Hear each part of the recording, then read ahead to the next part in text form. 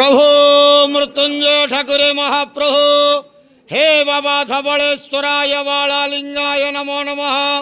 दीपम यदि परम ब्रह्म दीपम यदि जनार्दन दीपाहरत में पाप पूजा दीप नमस्तुते। अहे धवलेश्वराय बालालिंगाय नमो नमः। संसार सुखी रखंतु। आज पवित्र धर्मर मास कार्तिक मासर अला नवमी शुभ शुक्रवार रे समस्त श्रद्धालु भक्त मान को आशीर्वाद करंतु। मनस्कामना पूर्ण करंतु। कर्म क्षेत्र उन्नति करंतु। ग्रहरिष्ट खंडन करंतु। जगतर मंगल करंतु। विश्वर कल्याण करंतु। आपणकर नाम विख्यात करंतु। सेवकर डाक श्रवण करंतु। समस्त गुआवसा भक्त मानकर मनस्कामना पूर्ण करंतु। जो जो भक्त माने आपण पाखरे मानसिक रखिछंती तांका मानसिक पूर्ण करंतु। धवलेश्वराय बालालिंगाय नमो नमः।